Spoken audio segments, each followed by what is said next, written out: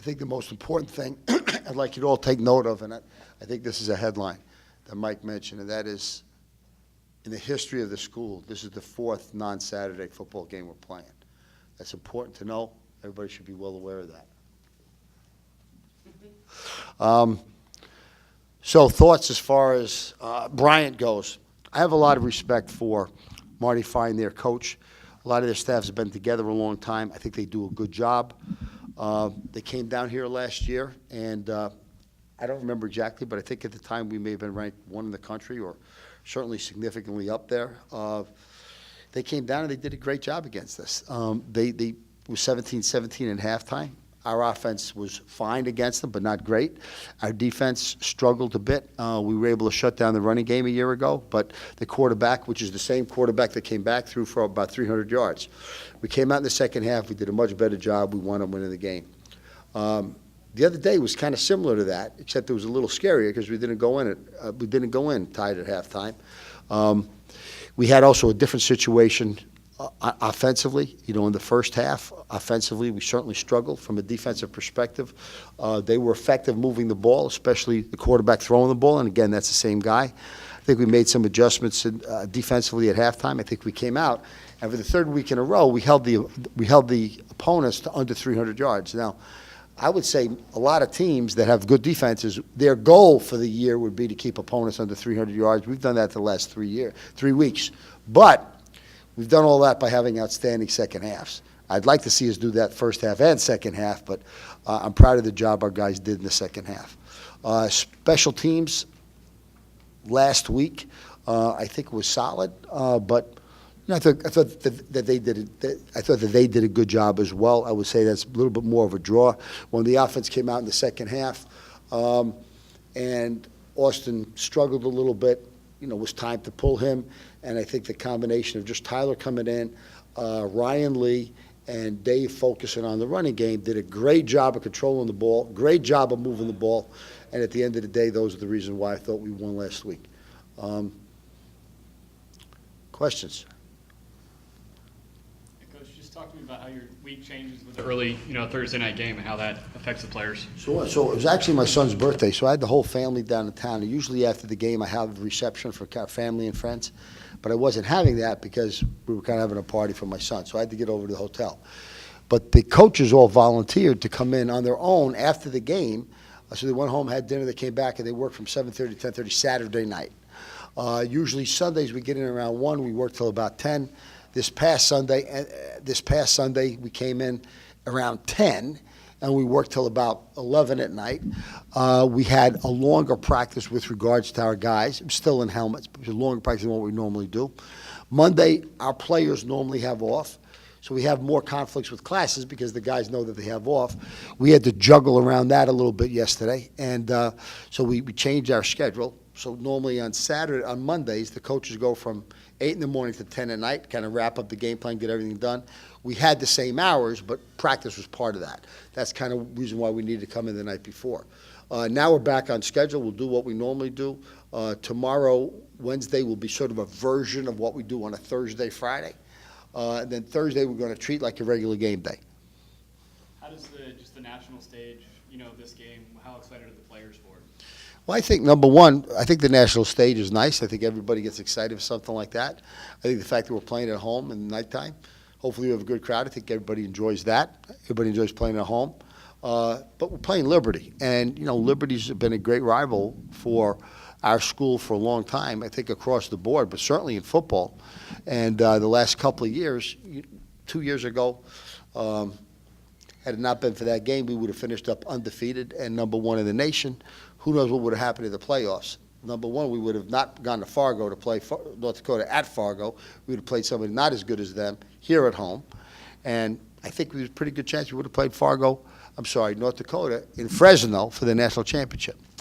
The game against them, last game of the season, cost us that. Last year, too, we lost by 3. So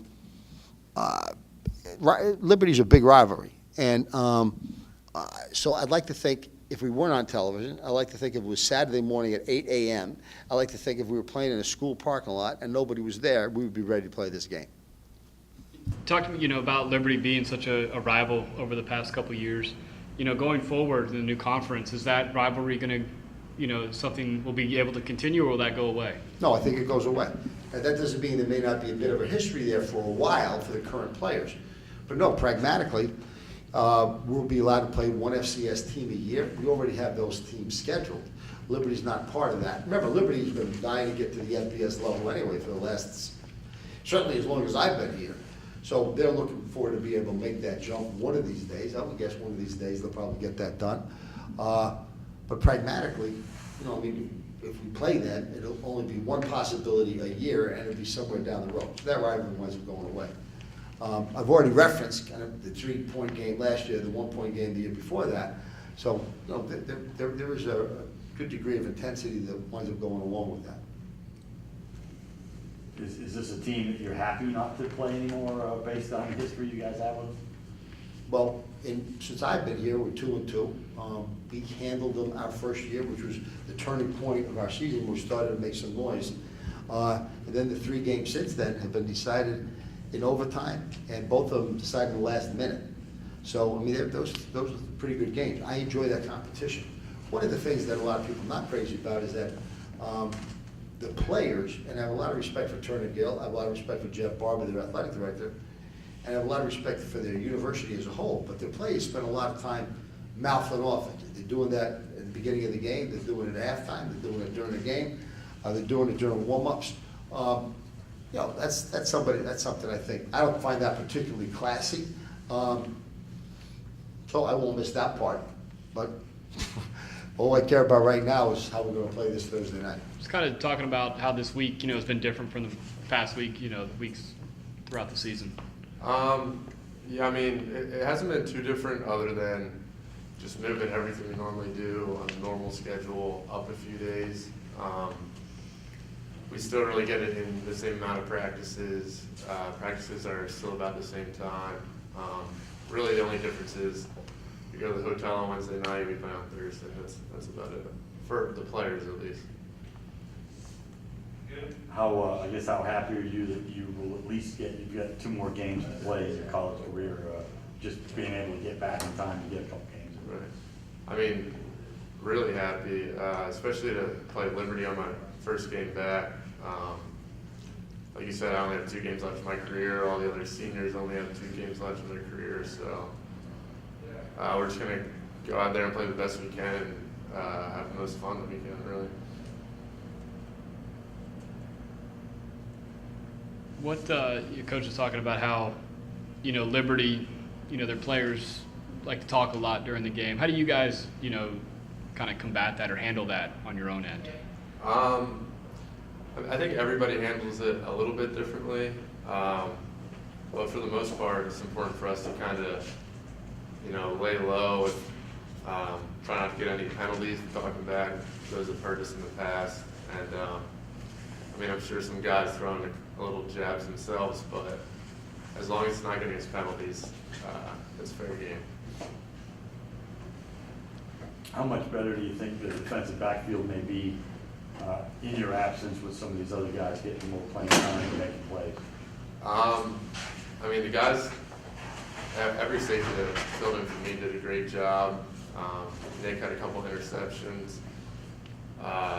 Mike had some good tackles. So, for us, it just kind of adds experience for all of our guys, and all of our guys know that they need to be ready every single play because, I went down the past week, we've had safeties in the past go down, and other guys have had to step up. So, I think if that were to happen again, God forbid, then the guys would be more relaxed and more ready to play. What's it like playing in a rivalry game like this? It's a lot more fun. Every game we approach the same, but just to play Liberty, we've had a big history with them. Like Coach said, since I've been here, we've been 2-2 against them.